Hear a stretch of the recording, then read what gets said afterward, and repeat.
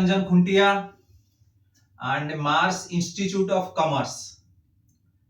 आज हमें 11th accounting का चैप्टर 1 सेकेंड क्लास इसके अंदर हमें कवर करेंगे ऑब्जेक्टिव्स, फंक्शन एंड यूजर। इसी हमें पहले रिकैप कर लेंगे, मतलब पुरानी हमें क्या क्या पढ़ाई किया है उसको थोड़ा सा रिकैप कर लेते हैं। अकाउंटिंग बेसिकली क्या होता है? आइडेंटिफाइंग करना है, मेजरमेंट करना है, फिर रिकॉर्ड करना है और बाद में उसको एनालिसिस करना है। तो बेसिकली द फर्स्ट क्लास ये पार्ट था। टुडे हम लोग ऑब्जेक्टिव एंड यूजर्स। बेसिकली क्या ऑब्जेक्टिव है? ऑब्जेक्टिव में सबसे पहले है maintain systematic record of business transaction.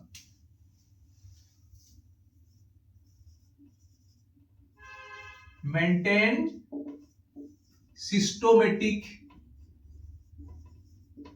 Record.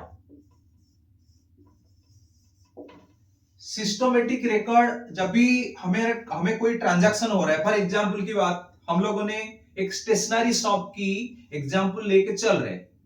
Stationery shop का जो भी परचेज आप कर रहे हो, डेली भी परचेज करने की जरूरत पड़ सकता है और हफ्ते में एक बार परचेज करने की जरूरत है। ये जो परचेज हम कर रहे हैं आगे उसको सेल भी करना है, तो ये परचेज का क्या हमें दिमाग में रख सकते हैं? नहीं रख सकते हैं। तो हमें इसलिए रिकॉर्डिंग करने की जरूरत है। रिकॉर्डिंग करने के बाद लिखने की जरूरत है। लिखने के बाद उसको क्लासिफिकेशन करेंगे। क्लासिफिकेशन बारे में हमें बाद में डिस्कस करेंगे। क्लासिफिकेशन का मतलब होता है खर्चे किस प्रकार का खर्चे है, फिर उसके बाद कुछ एसेट है, कुछ लायबिलिटीज है, तो उसको क्लासिफिकेशन बाद में उसके बारे में डीपली हम पढ़ेंगे। अभी लेकिन हमारी जो सबसे बड़ा ऑब्जेक्टिव है जे record of business transactions. Second चीज जो है determine profit and loss. Determine profit and loss. हमारी मुख्य बिजनेस करने का सबसे बड़ा मुख्य उद्देश्य होता है प्रॉफिट कमाने के लिए, प्रॉफिट करने के लिए। अगर हमें पता नहीं चलेगा हमें प्रॉफिट कर रहे हैं लॉस कर रहे हैं, तो हमारी बिजनेस का जो ऑब्जेक्टिव है, जो लक्ष्य है, वो कहीं ना कहीं प्रॉपर होगा नहीं है। हमें कहीं ना कहीं पता चलेगा लास्ट में जाके हमें लॉस इनकर कर रहे हैं। तो इसीलिए रिकॉर्डिंग डाटा बाय अकाउंटिंग करने का सेकेंड मेन ऑब्जेक्टिव है to know profit and loss. And third objective है तीसरा, that is financial position of the company. Financial position क्या होता है?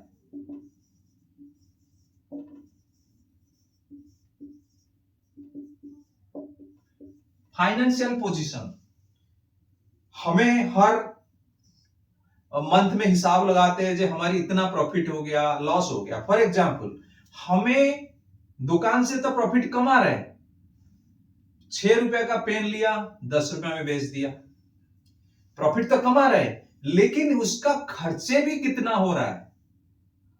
अगर जो 4 रुपया हमारी आमदनी हो रहा है, आमदनी से अगर खर्चे ज्यादा है, एक तो लॉसेस हो ही रहा है। इसके अलावा फाइनेंशियल पोजीशन क्या है?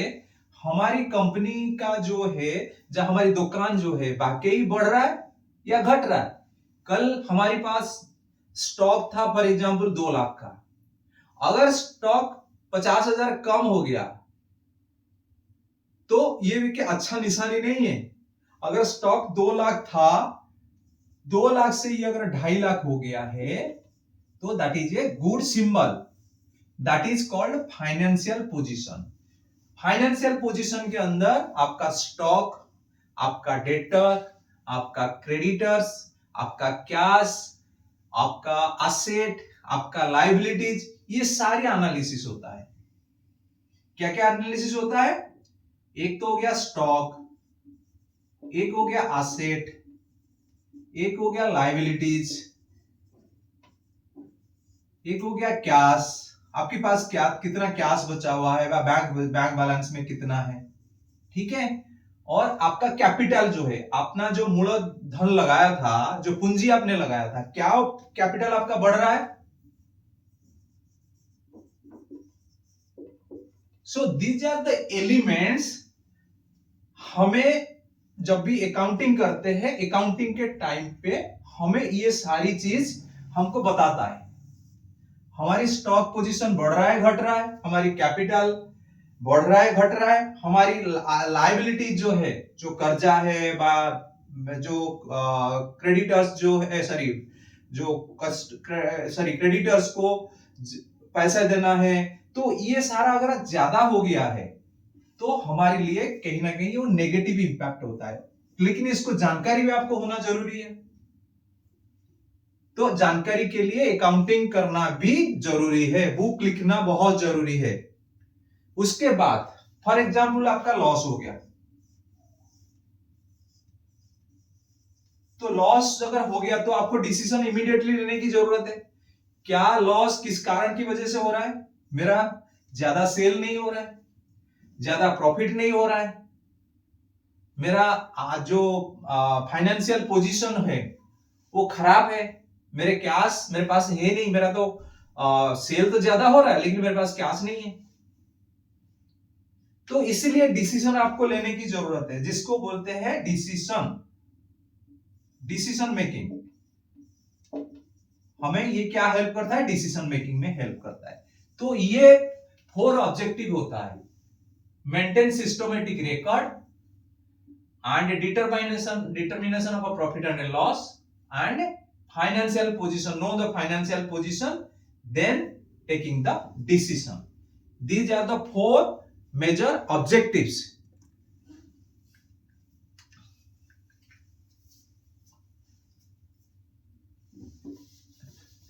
Then उसके बाद हम लोग function of accounting, then we will read the function of accounting.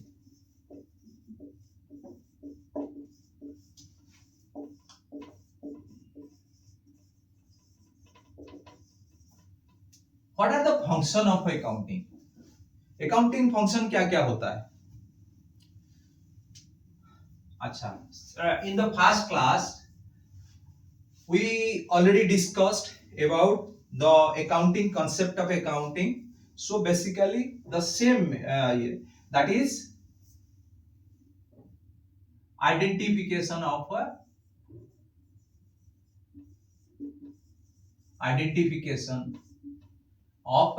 expenditure, income, asset বা liabilities. Second, classification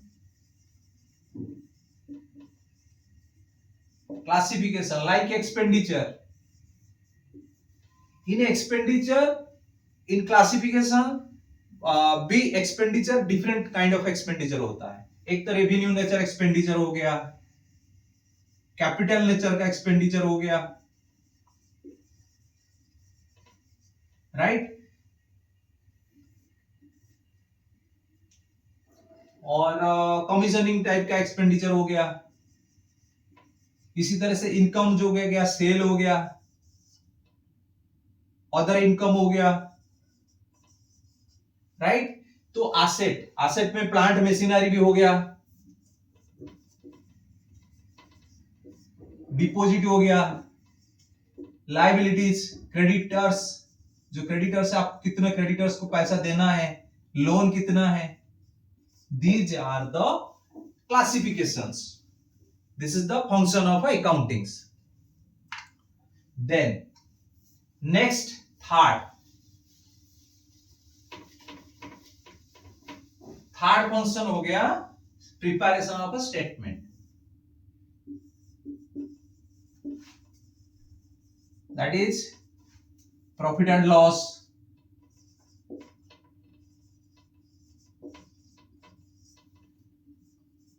balance sheet, cash flow, fund flow,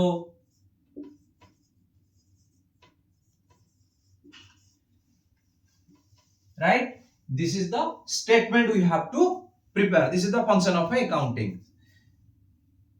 Then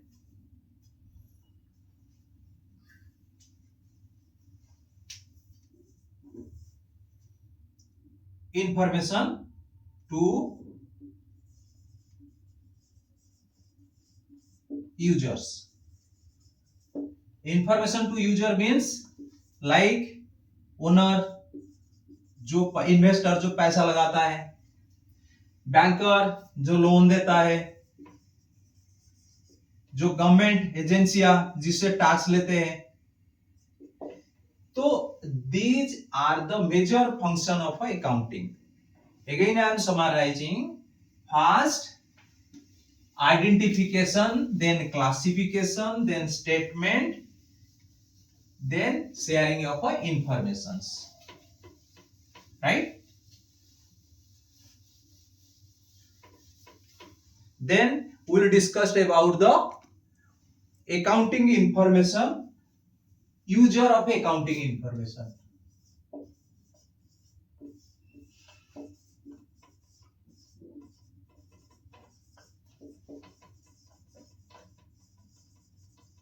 कौन कौन यूज करता है हमारी अकाउंटिंग इंफॉर्मेशन में?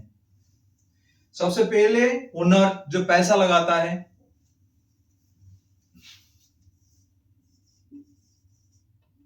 सेकेंड मैनेजमेंट, क्योंकि पैसा लगाने वाला तो ओनर हो गया, जो चलाने वाला है उसको मैनेजमेंट बोलते हैं. तीसरा हो गया एम्प्लॉय. एम्प्लॉय को भी इंफॉर्मेशन चाहिए होता है अकाउंटिंग इंफॉर्मेशन, बिकॉज एम्प्लॉय के लिए सैलरी भी होना है, एम्प्लॉय के लिए पीएफ होना है, ईएसआई होना है, तो काफी सारी इंफॉर्मेशन एम्प्लॉय के लिए भी चाहिए होता है. ये बेसिकली आपका हो गया इंटरनल यूजर. सेकेंड आता है एक्सटर्नल यूजर. एक्सटर्नल यूजर कौन कौन है? बैंकर जो पैसा देता है, लेंडर जो उधारी में कर्जा में आपको कुछ देता है, उसके बाद गवर्नमेंट एजेंसी, गवर्नमेंट एजेंसी को टैक्स पर्पस के लिए बेसिकली अकाउंटिंग डाटा चाहिए होता है. फिर तीसरे कौन कौन चाहिए? जिसे कस्टमर है, आपका कोई कस्टमर है, वो चेक करता है जो आपका एफिशिएंसी है नहीं है प्रोडक्ट बनाने के लिए, माल देने के लिए, तो आपका अकाउंटिंग स्टेटमेंट से वो आपको रिकॉग्नाइज करता है जो आप कैपेबल हो या नहीं हो. इसी तरह से क्रेडिटर्स जो आपको माल देता है, उधारी में देता है, तो आप उसको पैसा को आप वापस कर पाओगे नहीं कर पाओगे, उसको चेक करने के लिए क्रेडिटर्स को भी इंफॉर्मेशन चाहिए होता है. उसके अलावा बेसिकली कुछ अगर कोई जैसे रिसर्चर हो गया जो रिसर्च करता है, उसके लिए भी अकाउंटिंग इंफॉर्मेशन चाहिए, सो दैट वो रिसर्च कर सकता है अपनी इंफॉर्मेशन बेसिस में, वो रिसर्च कर सकता है. ये रिसर्च होता है बेसिकली फ्यूचर ग्रोथ के लिए, right? So this is the basically user.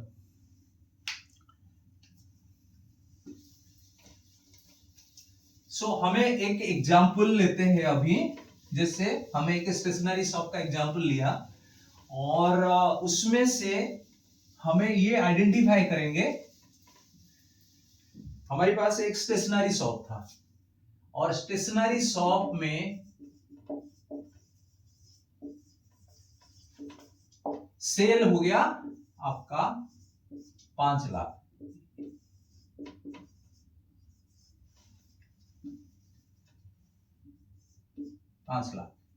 इसी तरीके से आपका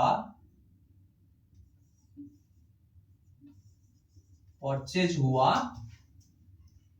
3 लाख. इसी तरीके से आपका सैलरी आपने दिया फॉर एग्जाम्पल 50,000. रेंट आपने दिया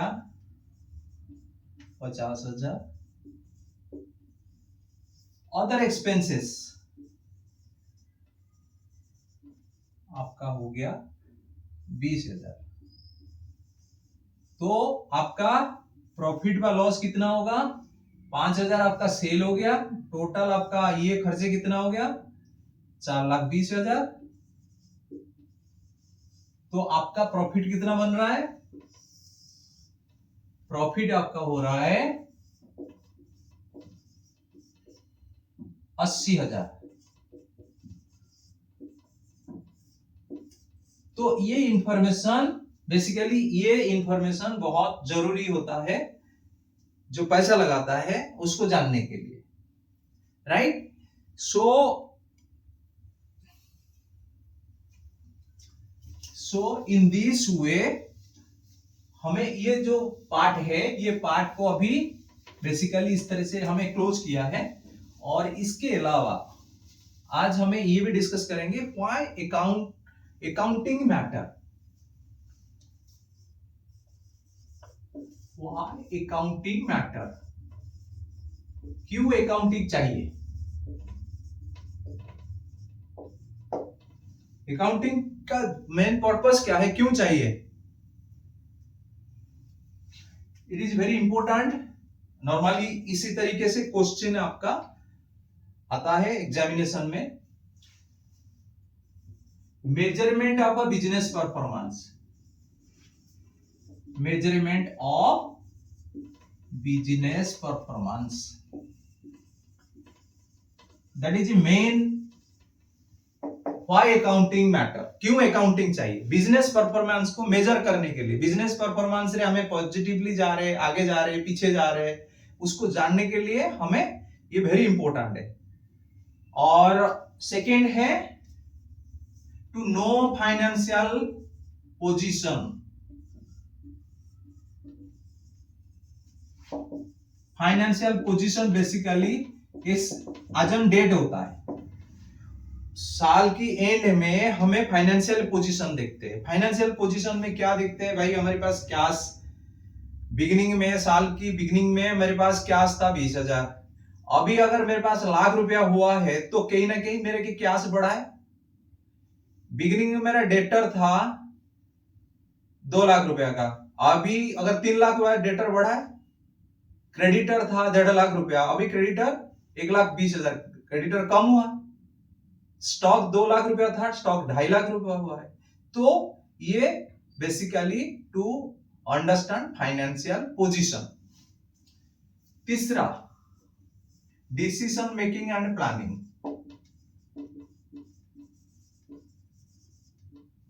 decision making and planning.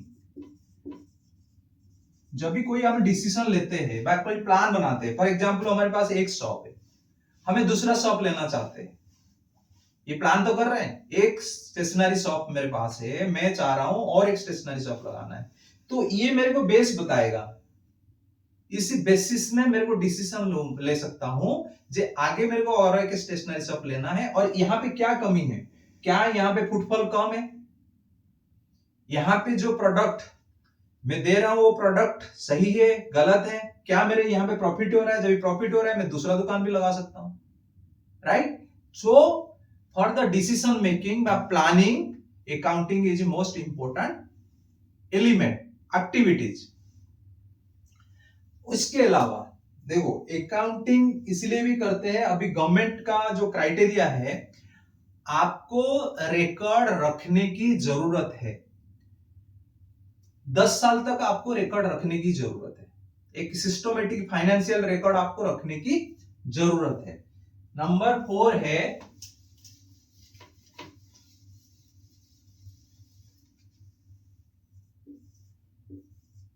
Data storage. जब डाटा बनाओगे तभी तो स्टोर करोगे। आज पर गवर्नमेंट तो आपको 10 साल का डाटा रखना पड़ेगा, 10 साल का अंदर का डाटा कभी सरकार आपसे चेक कर सकता है। पर्पस है आपका प्रॉपरली टैक्स जमा किया नहीं किया, आप सारी रिकॉर्ड सही से बनाया नहीं बनाया, वो गवर्नमेंट आपका चेक कर सकता है, और इसके लिए गवर्नमेंट को आपका डाटा देने के लिए आपको रिकॉर्ड की जरूरत है। रिकॉर्ड बना के रखने के लिए आपको भी स्टोर करने की जरूरत है। Accounting is most important activities for record keeping. ठीक है, ओके। एंड फिफ्थ है इंफॉर्मेशंस। बेसिकली आपको पता है जैसे जो कंपनियां होते हैं, बड़े बड़े कंपनियां होते हैं, उसमें हमारे पास बाहर से भी पैसा आता है, बाहर से पैसा लगाते हैं उसी कंपनी में। और आप जैसे छोटे छोटे जो इन्वेस्टर होते हैं, जो आज की डेट में शेयर मार्केट में लोगों को पैसा लगाते हैं, बट वो शेयर मार्केट किसका शेयर होता है? वो कंपनी का शेयर होता है। तो इंफॉर्मेशन, जैसे आप कहीं पैसा लगा रहे हो तो आपको तो इंफॉर्मेशन चाहिए, जे मेरे जो शेयर का वैल्यू बढ़ रहा है, घट रहा है, सेल एक्चुअली कंपनी का बढ़ रहा है, सेल घट रहा है, बस कंपनी प्रॉफिट कर रहा है, लॉस कर रहा है, वो इंफॉर्मेशन के लिए अकाउंटिंग भी चाहिए। Information to stakeholder, to shareholder. So these are the 5 why accounting matter. Accounting का क्या जरूरत है। नेक्स्ट, अभी हम जो पढ़ा है इसमें मैं समराइज कर देता हूं आज ऐसे क्या क्या हम लोगों ने पढ़ाया है इसमें। एक तो सबसे पहले हम लोगों ने पढ़ाया ऑब्जेक्टिव,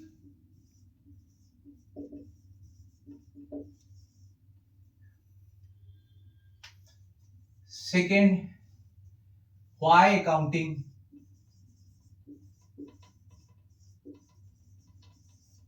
ठीक है, why accounting. And third, what is the purpose of accounting.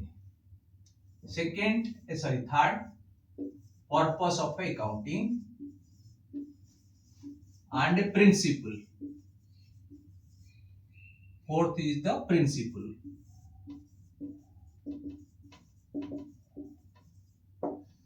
So all the discussion topics हमें आगे में पीपीटी में आपको डाल दूंगा, सो दैट आपके लिए इजी हो जाएगा, उसको आप अपनी नोट करके रख सकते हो और पढ़ने के लिए आपको आसान रहेगा। So thank you very much. हमें जो नेक्स्ट क्लास करेंगे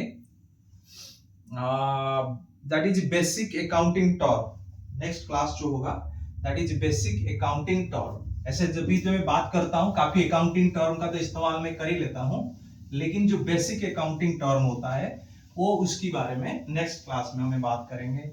लाइक कैपिटल क्या होता है, एसेट क्या होता है, लायबिलिटीज क्या होता है, ड्राइंग क्या होता है, रेवेन्यू क्या होता है, इनकम क्या होता है, परचेज, सेल्स, ये सारी बात तो आज मैंने किया है, but in the next class I will explain